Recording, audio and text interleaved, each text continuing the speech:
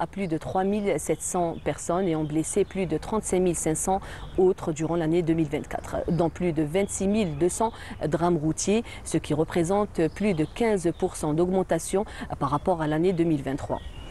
Un véritable phénomène de société pour réduire cette hécatombe routière. La protection civile multiplie les campagnes de sensibilisation au profit des usagers de la route. Pour en parler ce matin, j'ai le plaisir de recevoir le commandant Nassim Barnaoui. Vous êtes sous-directeur de l'information et des statistiques à la protection civile. Bonjour et bienvenue à vous. Bonjour, merci pour l'invitation. Merci. Nous avons aussi avec nous sur le plateau pour la rubrique l'ordonnance du jour Widad Agabi. Bonjour. Bonjour. Ça va Widad? Ça va, merci. Alhamdulillah. Nous traiterons aujourd'hui la thématique qui va coller un peu au thème, donc le transport, le mal des transports. Exactement. Parfait Widad, on revient vers toi tout à l'heure. Ok. Merci. Commandant, on parle donc d'accidents durant cette saison estivale. Malheureusement, les accidents, le bilan s'alourdit à chaque été. Quels sont, selon vous, les facteurs qui contribuent à cette hausse? Merci pour l'invitation. Concernant l'hécatombe des accidents de circulation qui se poursuit malheureusement chaque année et durant tous les jours de l'année. Actuellement, c'est vrai que cette période qui connaît une augmentation terrible, notamment ça de la saison estivale, où ça veut dire qu'on est à une densité énorme sur le trafic routier. Certes que les chiffres que vous venez de citer, donc cette augmentation est très inquiétante de 15% et plus de 3 700 qui sont décédés, même que ce soit sur le lieu d'accident ou bien même au niveau des hôpitaux et même après des jours. Et le plus inquiétant, c'est les 37 000 personnes plus qui se sont les blessés. Par la suite, combien de personnes qui sont atteintes d'handicap de différents pourcentages. Voilà, c'est le plus important. Et leur prise en charge qui devient un fardeau pour les familles aussi pour l'État. Ça, c'est un point très très important que les gens doivent connaître. Après, le changement c'est-à-dire toute une vie d'une personne qui est victime d'un accident de la route. Oui, bien sûr, de lourdes séquelles. Exactement. Et si on prend, c'est-à-dire une analyse de ces chiffres, on prend les 10 dernières années où chaque année, c'est-à-dire il y avait une baisse significative, c'est-à-dire qui commençait à donner des résultats, qui commençait, c'est-à-dire à revoir la stratégie, c'est-à-dire de prendre en charge la sécurité routière. Mais cette année 2024 qui vient, c'est-à-dire de changer tout. Ça a changé la donne. Ça a tout chamboulé avec ces chiffres très inquiétants et notamment en premier lieu le facteur humain et son comportement. C'est le comportement. Et les statistiques l'ont démontré, commandant, 94% des accidents c'est le facteur humain qui est à l'origine, malheureusement, qui est à l'origine de ça. C'est vrai, exactement. Le facteur humain et le comportement négatif, c'est-à-dire qui devient des conducteurs et usagers de la route qui sont très agressifs, qui ne respectent pas le code de la route, qui ne respectent pas les priorités, et c'est comme si on ne se respecte pas sur la route. Exactement. Et ce code de la route qui vient, c'est-à-dire pour organiser toute la circulation sur les différents réseaux routiers, et par la suite, il y a ce pourcentage et cette catégorie, c'est-à-dire qui néglige et qui ne respectent pas ce code de la route et qui nous donnent ce résultat. Malheureusement.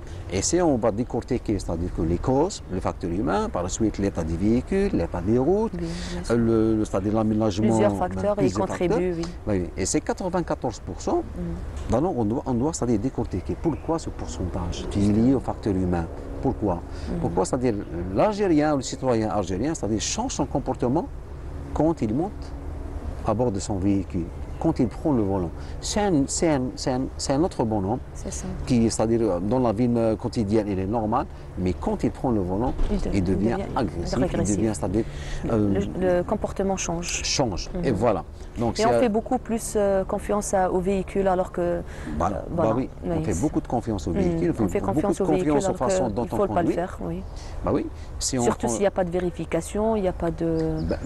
il y a des points de contrôle, des points de vérification. Mais quand on dépasse, la plupart, quand ils dépassent ces points de contrôle, ils font ce qu'ils veulent.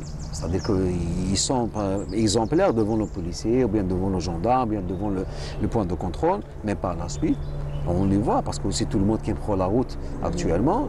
On a pratiquement tous des véhicules, même si on n'a pas de véhicules, on prend les moyens de transport. Alors là, Si on parle des bus, c'est encore les le moyens de bilan transport. s'alourdit Oui, le bilan davantage. s'alourdit. Oui. On voit que ce soit le transport urbain ou bien le transport interwilaya. Là, c'est un autre point en matière de sécurité routière. Normalement, c'est-à-dire que cette catégorie, c'est des conducteurs professionnels. On en reviendra sur ce point, commandant, si vous permettez tout à l'heure, par rapport au transport et justement les moyens de transport qui causent beaucoup d'accidents. Est-ce que la cause est dans le véhicule, donc le bus, ou bien le comportement du chauffeur, ou bien la somnolence au volant si on fait de longs trajets. Commandant, on est en été, en pleine saison estivale, beaucoup de familles prennent le volant donc, pour passer leurs vacances. Malheureusement, ces déplacements peuvent se transformer en cauchemars. Quels sont les conseils aujourd'hui et qu'est-ce qu'on peut faire justement pour pouvoir, dès maintenant, baisser ces accidents?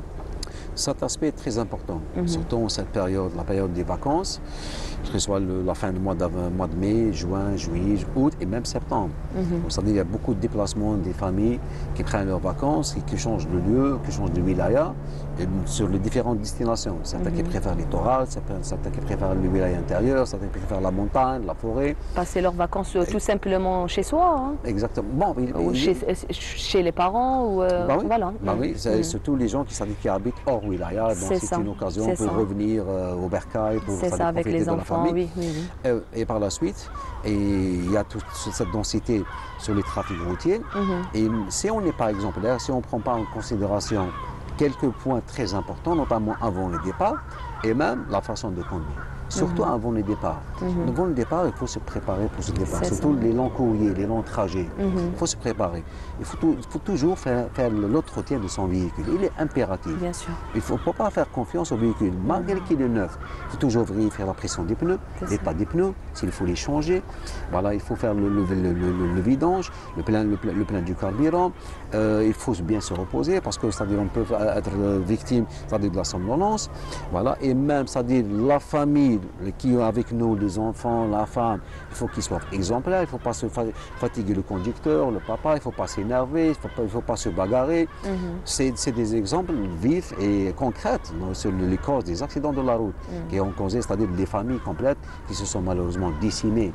Toute une famille sur la route, 5 morts, 6 morts, 8 morts.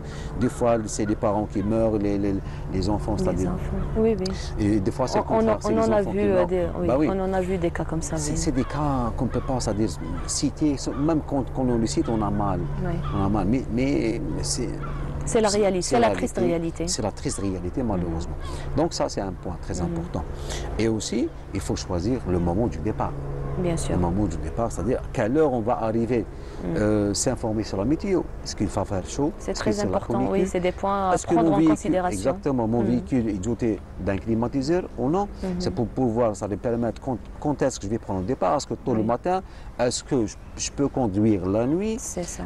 Planifier, c'est-à-dire on va s'arrêter le long de la route, quels sont les lieux, les relais, on peut se reposer, on peut reprendre son énergie. Tous ces points, ces détails sont très importants avant chaque départ.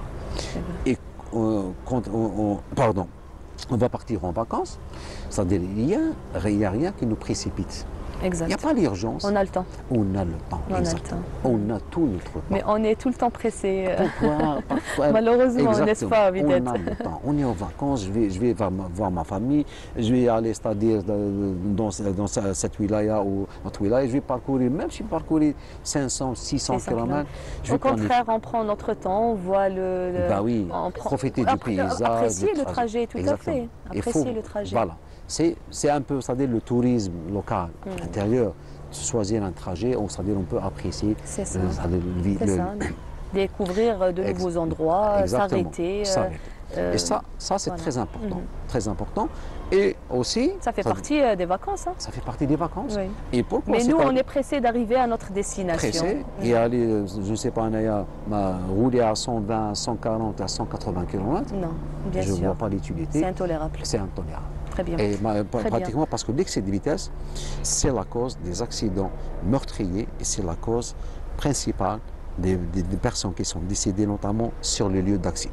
Monsieur Barnaoui, justement, la protection civile est la première toujours arrivée sur les lieux du drame, malheureusement. Quelles sont justement les mesures prises par la protection civile, justement, pour pallier à ce phénomène? Bon, les mesures principales, c'est la mobilisation. La mobilisation qui signifie, c'est-à-dire la réponse. Oui. La réponse aux différents appels de détresse, notamment sur les accidents de la route. Parce qu'on sait que le facteur temps est très important. Bien sûr. Chaque seconde, c'est-à-dire qu'on perd, c'est-à-dire qu'on perd, c'est-à-dire les chances de vie. Il faut c'est-à-dire arriver pour secourir les personnes sur le lieu d'accident. C'est-à-dire avant d'évacuation ou bien avant de transférer vers les hôpitaux. Parce qu'il est très important, nécessaire, d'entamer et d'effectuer les soins nécessaires. Bien le sûr. bon geste, exactement, le premier secours pour adapter la victime avant l'arrivée à l'hôpital et notamment surtout, c'est-à-dire réanimer les personnes, ceux qui sont atteints de différentes fractures.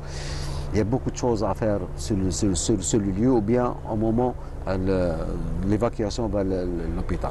Et le centre de coordination opérationnelle, il est là, c'est-à-dire pour à l'écoute, répondre aux différents appels de détresse qui sont aussi sur le numéro vert 1021, bien même le 14, qui est fonctionnel toujours. Et donc, même pour les autres accidents de la vie courante, pas uniquement les accidents de la route, les accidents domestiques, les incendies, etc. Et on peut même, c'est-à-dire orienter les personnes quoi faire et comment faire avant l'arrivée des secours. Mais il y a même des médecins qui interviennent, des médecins qui sont des médecins régulateurs. Ils peuvent intervenir par téléphone. Surtout les personnes qui vivent seules, pour les enfants qui sont seuls à la maison, des fois. Il y a des milliers d'exemples à citer pour les appels qu'on reçoit sur le centre de coordination. Très bien. Parmi les mesures qui sont prises, M. Barnaoui, les campagnes de sensibilisation pour prévenir et sensibiliser justement les usagers de la route quant aux dangers de la route et puis les sensibiliser aussi par rapport à leur comportement au volant. Oui, c'est parmi les grands thèmes qu'on planifie sur le plan d'action, le plan consacré pour la sensibilisation sur la saison estivale, qui est long, qui dure, c'est-à-dire le 1er mai, et des fois même la fin avril pour les wilayas du sud, et jusqu'à, c'est-à-dire la fin août. Par la suite, on va entamer les risques liés à la saison hivernale. Et donc, les accidents de la route, c'est parmi les thèmes principaux, avec les incendies de forêt et la baignade et les noyades, au niveau du plan d'eau. Les accidents de la route, c'est un thème c'est vrai qu'on le travaille tout le long de l'année, mais en cette période, on doit accentuer le travail parce que les chiffres démontrent que ça les départs en vacances, il y a beaucoup d'accidents, il y a beaucoup de personnes décédées. Donc, ce plan d'action, comment on concrétise sur le terrain? Tout d'abord, il faut savoir quand et comment s'adresser. Et quelles sont les cibles? Quelles sont les cibles? Et aussi la périodicité. Quand? Et quel langage? Il faut choisir les personnes. Quels sont les outils pédagogiques nécessaires pour les différentes cibles? Pour nous arriver c'est-à-dire véhiculer ce message. C'est des profils. C'est des profils. C'est des profils. Les jeunes, c'est-à-dire de 19 ans à 30 ans, c'est un autre langage, c'est un autre profil, parce que c'est cette catégorie, c'est elle qui cause plus d'accidents, et cette catégorie, c'est-à-dire pratiquement la plus on enregistre des victimes. Notamment les personnes décédées, c'est les jeunes malheureusement. On a cette catégorie un peu, entre les 30 à 40 jusqu'à 45 ans. C'est un profil un peu, c'est un cocktail entre les jeunes et les vieilles personnes. Et sans oublier aussi, même les vieilles personnes, il y a des vieilles personnes que, c'est-à-dire, il faut savoir choisir le message qu'on donne, parce que même aussi cette catégorie provoque des accidents de la route avec son comportement. Il faut être responsable, on ne cesse de le dire. Si on est chauffeur de taxi ou de bus, on a des voyageurs plus de 50 ou 40 personnes sous sa responsabilité. Si on est père de famille, on a sa famille dont on est responsable. Donc il faut faire très attention et conduire prudemment, respecter les plaques de signalisation, la vitesse autorisée. Je pense, l'entretien du véhicule, on a tendance à le négliger malheureusement. Le téléphone. L'utilisation du téléphone, oui, c'est un phénomène Le téléphone actuellement, c'est-à-dire, avant, c'est-à-dire, on voyait les gens qui, c'est-à-dire, parlaient allô, merci, au revoir. C'est ça. Actuellement, on voit des gens qui surfent, qui chattent sur les réseaux sociaux. C'est vrai, oui. Les réseaux sociaux, oui. Et aussi avec ils répondent, ils envoient des messages. De surfer, de faire des lives. Oui. Moi, j'ai vu, alors une fois, j'ai vu une personne conduire, il regardait même un film. Sur un support, les écrans intelligents un support du téléphone sur le tableau de bord, il regardait son film ou son feuilleton ou une vidéo, peu importe. Même actuellement, mais on ne peut pas être concentré. C'est impossible. Il faut lire la route. Impossible, exact. Et celui qui conduit, il doit, c'est-à-dire, être mobilisé pour faire une lecture de la route. Oui, c'est ça. Parce qu'il conduit pour soi et pour les autres. Et pour les autres, tout à fait. Parce qu'on doit être concentré à n'importe quel moment, surtout à une certaine vitesse quand on roule. Oui. Vous savez, quand vous roulez à 100 km, vous traversez pratiquement 100 mètres en 4 secondes. En 4 secondes, faites un chemin de 100 mètres. Ça n'arrive pas qu'aux autres, un accident de la circulation. Ce n'est pas une fatalité, ça n'est pas. À n'importe quel moment, on peut être... Une fraction de seconde peut changer. Peut changer. Peut changer une vie. Un petit moment d'inattention peut changer notre vie. C'est ça. Et que ce soit victime ou une cause. C'est ça. Une cause, on peut s'appeler une cause d'une personne qui est décédée. Par rapport au départ en vacances, donc il y a des gens, donc ils prennent les transports en commun, et des bus, des excursions qui sont organisées, des familles donc qui n'ont pas les moyens ou n'ont pas de véhicule prennent ces moyens, optent pour cette solution pour partir en vacances. Que pouvez-vous dire justement aux chauffeurs de bus? Quel message adressez-vous à ces chauffeurs de bus, malheureusement, qui causent beaucoup d'accidents, même si on ne les pointe pas du doigt, on ne généralise pas, mais il y a beaucoup de chauffeurs de bus qui sont à l'origine de beaucoup d'accidents. Voilà. Exactement, on n'est pas là pour criminer cette catégorie. C'est un message pour les chauffeurs, de un, les propriétaires des bus, et aussi aux organisateurs. Des excursions. Exactement, les organisateurs, il faut savoir la façon d'organiser. C'est-à-dire de prendre avec nous dans les excursions des enfants, ce n'est pas comme des personnes adultes. C'est vrai. D'accord. C'est les mêmes conseils, c'est-à-dire choisir le moment de départ, le trajet, le lieu. On a déjà vécu ça, on a vu l'accident qui remonte, je pense, à 3 ans, au niveau de Tikjda. Tikjda. Oui, il y a eu beaucoup de morts entre enfants et familles entières. Pratiquement plus de 8 personnes décédées, voilà, sur un virage qui était mal pris. Et celui de Hamma Bouziane Constantine, de retour de Béjaïa vers Constantine, qui a fait, je crois, pratiquement 10 morts. Le retour de la plage, c'était pratiquement après le Maghreb vers 19h, 20h. C'était l'accident. Et ce qui s'expliquait, c'est-à-dire que l'effet de fatigue, la somnolence, même le chauffeur, c'est-à-dire qui a été mobilisé toute la journée, il a pris le départ tôt le matin à 5h du matin pour arriver à Béjaïa. Un des facteurs. Exactement, et toute la journée, peut-être il se baigne, il profite de l'occasion, et par la suite, il va reprendre le chemin pour faire le retour avec le... c'est l'effet de fatigue. Pourquoi pas prendre 2 chauffeurs, une doublure. Une doublure. Et vérifier l'état du bus lui-même. C'est la responsabilité du chauffeur, le propriétaire et ainsi que même l'organisateur. Vous avez le droit, c'est-à-dire un regard sur l'état du bus. S'il est vétuste, qui n'est pas bien entretenu, etc., pourquoi je le prends? Je dois le refuser parce que je vais payer. Voilà, la prestation, je vais... On revient pour les conseils vers la fin de cette émission. Merci beaucoup pour tous ces éclaircissements que vous avez apportés avec nous dans cette émission, M. Barnaoui. Wided, c'est à vous. Dans l'ordonnance du jour, c'est tout de suite.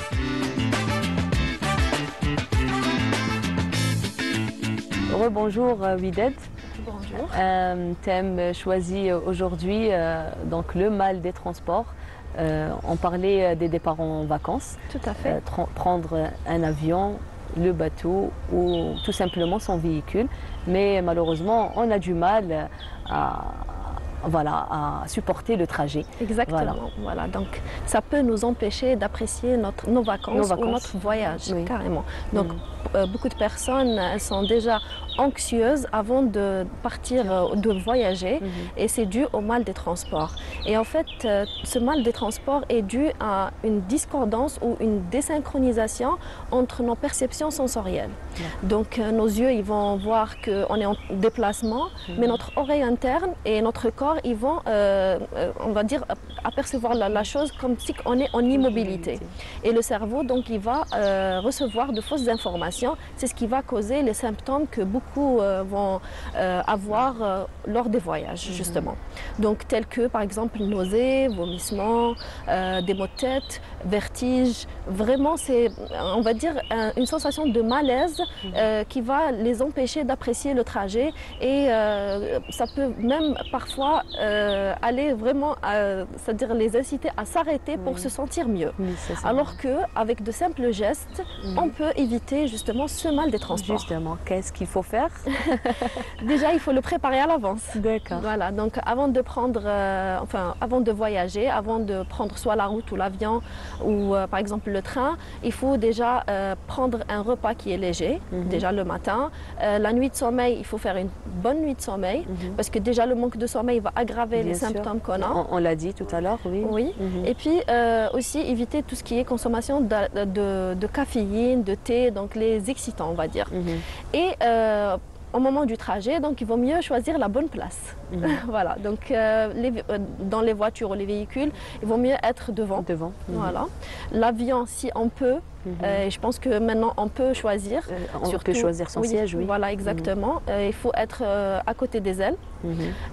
Et si c'est le bateau, généralement, on conseille d'être au milieu et au niveau inférieur. C'est pas terrible. Je pense que le bateau, c'est le plus... les gens qui prennent le bateau, ils souffrent plus. C'est ça, c'est ça.